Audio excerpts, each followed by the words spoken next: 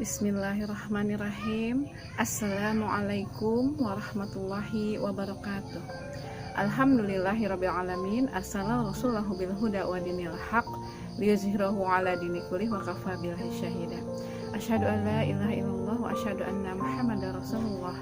Rabbi shrah li sadri wa yassir li amri wahlul 'uqdatam min lisani yafqahu qawli. Rabbi zidna ilman warzuqna fahman. Alhamdulillahirrahmanirrahim. Segala puji syukur kehadirat Allah Subhanahu wa taala karena pada kesempatan ini kita masih bisa berkumpul ya dalam kajian bulanan tematik Majelis Taklim Mar'atus Shalihah. Salawat dan salam senantiasa kita curahkan kepada baginda Nabi Muhammad SAW, kepada keluarganya, para sahabat, para tabi'in dan para tabi'ut tabi'in, dan juga kepada umatnya yang senantiasa mengikuti sunnahnya hingga akhir zaman. Ibu-ibu yang dirahmati Allah Subhanahu wa taala, apa kabar hari ini? Mudah-mudahan kita semua senantiasa diberikan kesehatan Allah Subhanahu wa taala. Di Ramadan ini kita dihadapkan dengan permasalahan yang menghampiri kita semua ya ibu-ibu. Mungkin beberapa pekan yang lalu kita mengalami ya Bu ya, minyak goreng itu langka di tengah-tengah kita.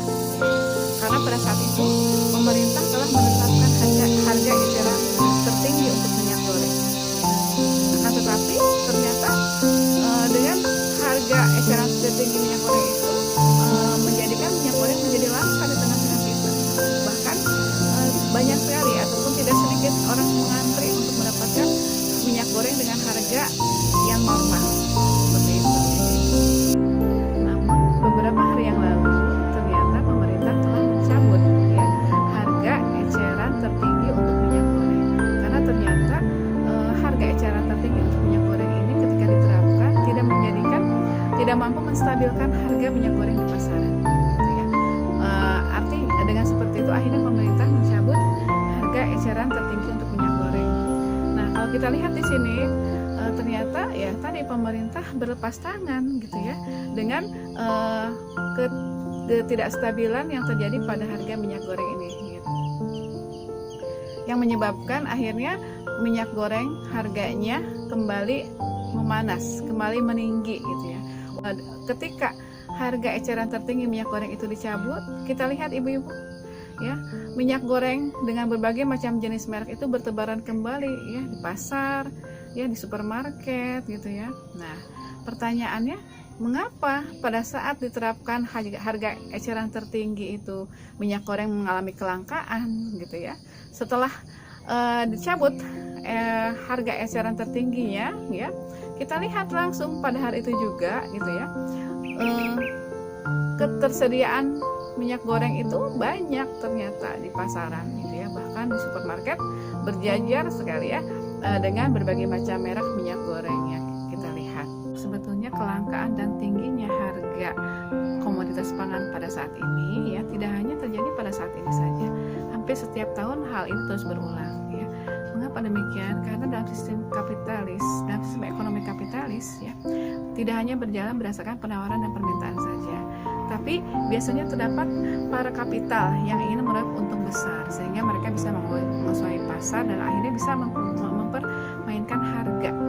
Terkait kelangkaan dan tingginya harga minyak goreng, Ketua KPPU Ubay Karyadi menyatakan di dalam mbisnis.com ya, bahwa bisnis minyak goreng ini dikuasai oleh segelintir koperasi besar ya.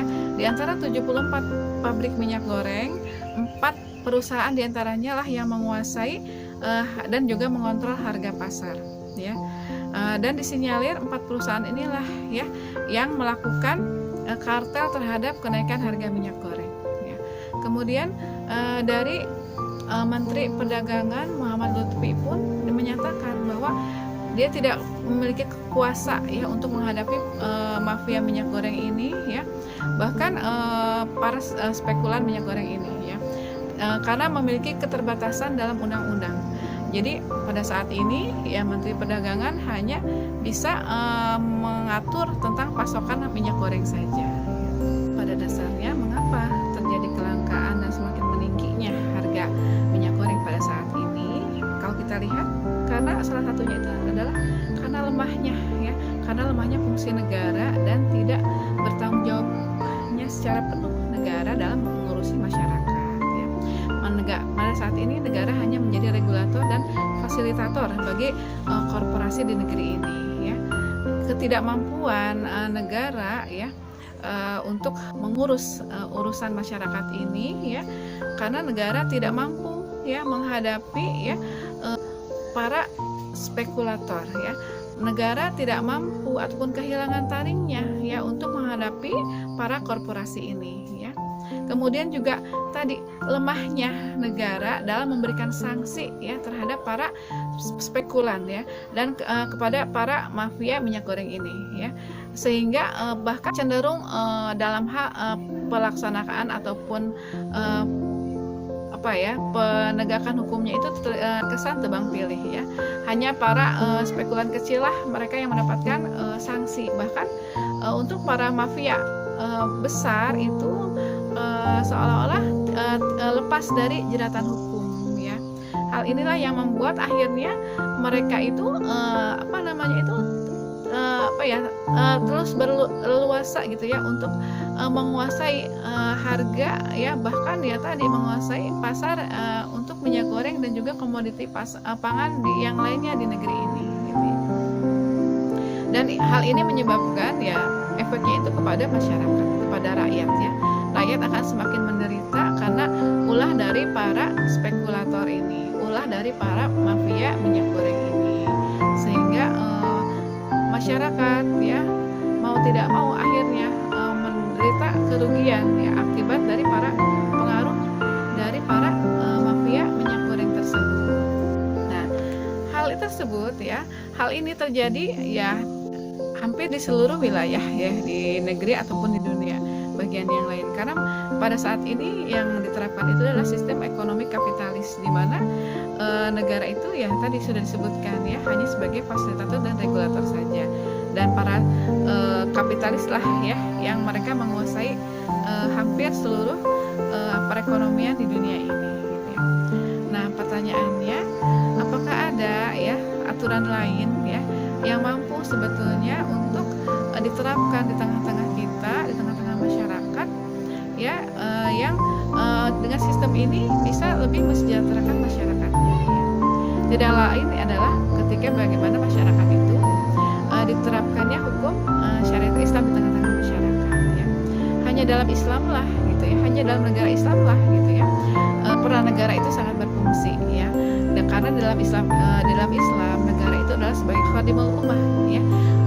Negara itu adalah sebagai pelayan umat, di mana fungsi negara di sini adalah untuk melayani masyarakat, melayani rakyatnya gitu ya, dalam memenuhi segala macam kebutuhan hidupnya, sehingga seluruh kebutuhan hidupnya itu bisa dipenuhi oleh negara. Dan ini adalah menjadi tanggung jawab bagi negara untuk memberikan pelayanan terbaik untuk masyarakatnya. Dan juga harusnya negara itu melarang ya melakukan ekspor komoditas tertentu yang itu dibutuhkan oleh rakyat banyak ya. Nah, hal tersebut karena negara harus lebih memprioritaskan kepentingan rakyatnya dibandingkan dengan mengekspor komoditas tertentu untuk mendapatkan untung ya bagi negara, karena prioritas negara itu adalah tadi untuk melayani umat, melayani rakyatnya dalam memenuhi kebutuhan hidupnya ya. Oleh karena itu tidak ada ya pilihan lain untuk mewujudkan negara yang bertanggung jawab atas rakyatnya kecuali dengan menerapkan sistem ekonomi Islam ya. Dan sistem ekonomi Islam ini hanya bisa diterapkan di dalam institusi yang menerapkan syariah Islam secara kafah, yaitu dengan menegakkan daulah khilafah Islam. Demikian kiranya yang bisa saya sampaikan pada